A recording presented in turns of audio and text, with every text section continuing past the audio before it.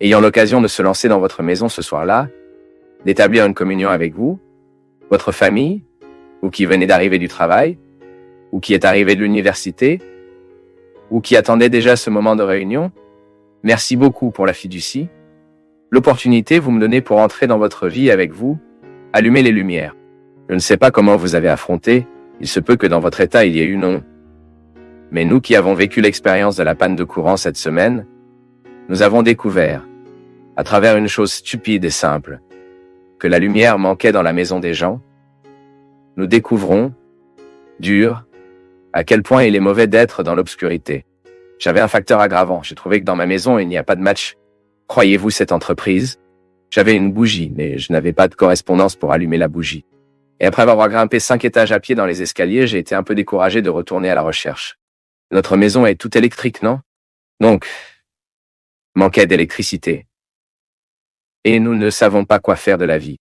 Mais j'ai trouvé intéressant que la première chose que j'ai faite lorsque je suis entré dans l'appartement, illuminant là-bas avec mon téléphone portable, a été de mettre mon doigt sur l'interrupteur. Nous faisons automatiquement, nous avons besoin, sont les actions réflexes dont nous nous dépassions, je pense.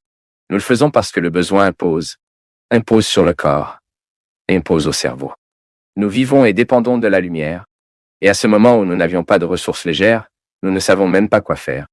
Nous perdons un peu la référence. Je me demandais, vous connaissez mon peuple, le jour de la panne de courant, que parfois dans nos vies, cela arrive la même chose. Nous traversons également des périodes d'obscurité, où nous nous perdons un peu. Mais c'est vrai, nous sommes tellement perdus, parfois dans la vie, que nous pouvons faire cette comparaison. Tout comme nous ne pouvions pas marcher dans notre maison sans que nous ayons un minimum de lumière pour guider nos destinations, nos pas, dans nos vies, la même chose se produit. C'est cet inconfort de l'âme, non? C'est cet inconfort que vous ne savez pas quelle voie à suivre. Quelle décision prendre? Quelle est la bonne chose à faire maintenant? Où je vais? Comment je contourne les sentiments qui me jugent dans un processus d'obscurité? Et puis, soudain, nous constatons qu'il y a quelque chose, quelqu'un, une réalité qui peut signifier cette lumière dans nos vies, tout comme quelqu'un vient nous aider avec Blackout. Venez nous prêter un match. Venez nous prêter une lampe de poche. Dans les moments d'obscurité de notre âme, dans le désespoir à plusieurs reprises dans la vie, quelqu'un peut également prêter une lumière. Et de plus en plus, je suis convaincu que cette lumière est passée d'après un mot. Cela passe par des conseils. Je suis fasciné, mon peuple, avec la capacité que les mots doivent bien faire dans nos cœurs. Cela peut aussi faire du mal, mais ne l'arrêterons pas aujourd'hui. Parler de combien un mot béni peut ouvrir la tête pour comprendre une situation. Parfois, nous nous concentrons nous voyons que le même point du problème et nous ne pouvons pas en sortir. Nous continuons à patiner autour de nos difficultés et soudain, et Dieu y agit. Pourquoi la parole de Dieu est-elle si importante dans le processus de notre conversion? Pourquoi est-il si important pour nous de plonger dans des lectures sacrées? Dans le Nouveau Testament, dans l'Ancien Testament, dans les paroles de Jésus, dans les lettres des grands apôtres, dans les écrits des grands hommes et femmes qui ont fait une belle expérience de Dieu. Et puis toutes les littératures mystiques sont des gens qui ont des lumières en nous. Pourquoi le mot est-il sacré? Pourquoi? Parce qu'elle continue de communiquer à ce jour. Le mot guide notre vie. Jésus est la lumière du monde. Et comment accéder à la connaissance de cette lumière? À travers les sacrements, par la prédication, par la lecture de la parole, à travers l'institution catéchétique, de toutes les activités que l'Église propose pour que nous puissions plonger dans la connaissance du mystère de la lumière. C'est ainsi que fonctionne la vie. Il y a des moments où l'obscurité va massacrer à propos de nous, puis qu'allons-nous faire? Faisons la tête sur les murs ou allons-nous obtenir la solution? Cherchons un moyen de trouver une issue? Découvrons quelque chose qui peut éclairer notre destination afin que nous ne continuions pas à nous frapper la tête, afin de ne pas continuer à faire des erreurs de la même manière. Ensuite, chacun réagit comme il le peut, où il veut. Le fait que les panneaux de courant existent, certains, c'est un fait. Beaucoup d'entre nous aujourd'hui sont en quelque sorte effacés.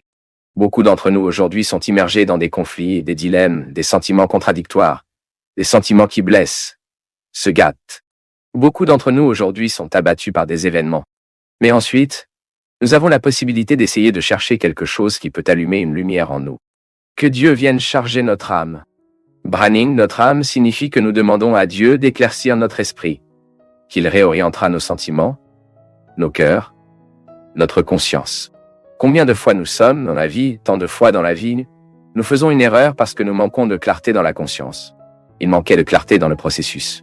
Et c'est ce que nous demandons. Brûler mon âme, tire mon âme. Ce n'est pas que Dieu résoudra nos problèmes. Il nous aidera à allumer la lumière que vous devez vous éclairer pour arriver à la solution que nous devons trouver. Chaque fois que nous passons par un processus de choix, il est naturel de naître l'angoisse. Le philosophe Sartre a déclaré que la genèse de notre angoisse est précisément dans les possibilités. Ce sera plus en détresse qui avait le plus de possibilités, car il peut choisir. Chaque fois que nous prenons une décision, ma fille, nous devons prendre les conséquences de cette décision et souffrir de la bonne manière ces conséquences dans nos vies. Ce que nous ne pouvons pas permettre, c'est que nous commençons à souffrir du mauvais sens. Au lieu de pleurer ce que vous avez perdu, commencez à établir pour vous. Qui sait, une nouvelle foi. Non, une nouvelle croissance occupe votre tête maintenant. Pas ce que vous avez perdu, mais ce que vous pouvez vivre en tant que professionnel. Savoir transformer la page, savoir comment transformer une nouvelle direction à la vie est très important pour nous de nous entraîner.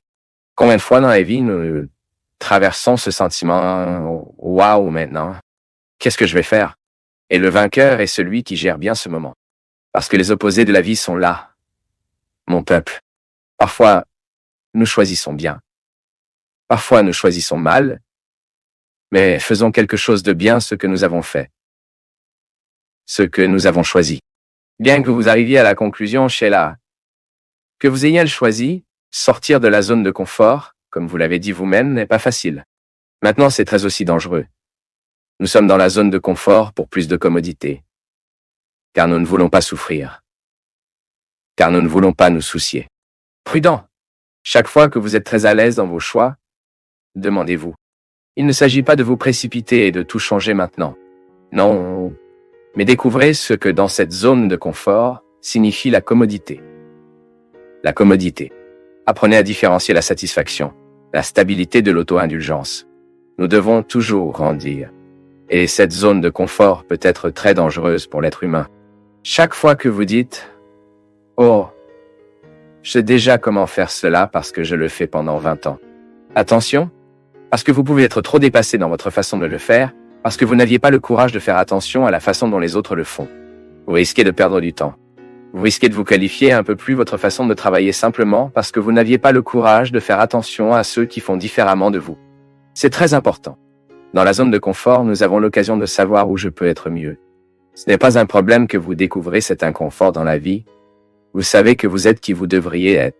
Mais en même temps, vous vous débarrassez d'être toujours en question l'être que vous êtes. Le professionnel que vous êtes, devoir aller de l'avant, non? C'est tellement bon que vous prenez un cours de temps en temps, vous vous arrêtez pour entendre un discours différent du vôtre. Il est bon que nous soyons ajoutés, non? Nous grandissons. Et ça, la possibilité de pouvoir aller de l'avant, pouvoir sortir de cet endroit commun est toujours aussi bénéfique pour l'être humain, non? Il n'est jamais trop tard pour apprendre. La vie est beaucoup plus intéressante lorsque nous apprenons quelque chose. Qu'est-ce que j'apprends? À ce stade de ma vie, qu'est-ce que j'apprends? Quelque chose que je dois apprendre. Nous avons besoin de temps pour apprendre. Est-ce que tu sais pourquoi?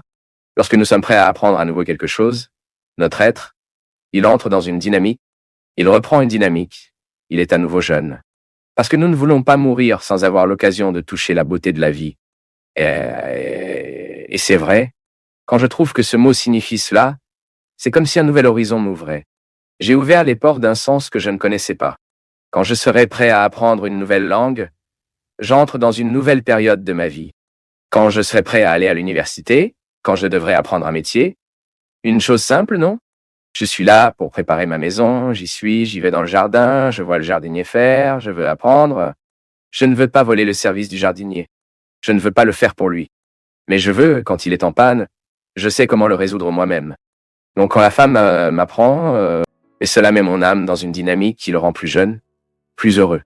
Apprendre. Mon peuple, je vais vous avouer quelque chose. Pendant un certain temps, je vivais dans le contexte académique, avec des personnes très préparées, avec un doctorat, de celle-ci. Mais parfois, les gens sont si sans sel, si insipides. Pourquoi? Parce qu'ils pensent qu'ils savent déjà tout. Mais j'ai également eu l'occasion, dans le même contexte académique, de personnes très bien préparées, de trouver des gens qui en savent beaucoup mais font semblant de ne pas savoir.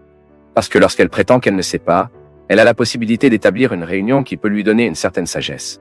Ce n'est pas prêt. Nous sommes intéressés par ce que l'autre fait, parce que nous apprenons. Apprendre peut-être aujourd'hui est la plus grande urgence. car nous mettons notre âme dans une nouvelle dynamique. Si aujourd'hui je suis prêt à apprendre quelque chose, je fournis une renaissance. Qu'avons-nous besoin d'apprendre? Je suis sûr que vous devez encore apprendre beaucoup. Faites votre engagement. Découvrez ce que vous pouvez commencer aujourd'hui dans votre vie. Vous ne dormirez pas. Alors, sans découvrir de nouveaux mots, il y trouve un moyen. Aujourd'hui, vous incorporerez 2 nouveaux mots dans votre vocabulaire. Apprendre. Vous commencerez à vous intéresser un peu plus à regarder le monde et à savoir qu'il y a une opération qui vous intéresse. Apprenez comment fonctionne votre corps. Et si je mange ceci maintenant me blessera? Et si je mélange sa nourriture avec celle-ci? N'est-ce pas la chimie qui favorisera ma santé? Quelque chose que nous devons apprendre. Apprenez un peu les uns sur les autres, non? Parfois, nous risquons de passer toute notre vie sans en apprendre beaucoup. J'aimerais aujourd'hui que vous avez l'occasion de bien préparer votre avenir, car c'est ce que Jésus fait quand il traverse vraiment nos voies. Il nous prête une nouvelle façon de regarder le monde. Jésus nous donne une nouvelle façon de nous regarder et de nous-mêmes et de ceux qui sont de notre côté. Et en nous prêtant une nouvelle façon de regarder, il nous enseigne. Nous enseigne le plus beau. Nous apprend à apprendre. Parce que celui qui est prêt à apprendre est occupé pour le reste de sa vie. Il n'y a pas de monotonie au cœur de celle qui était disposée à vivre l'apprentissage de la vie.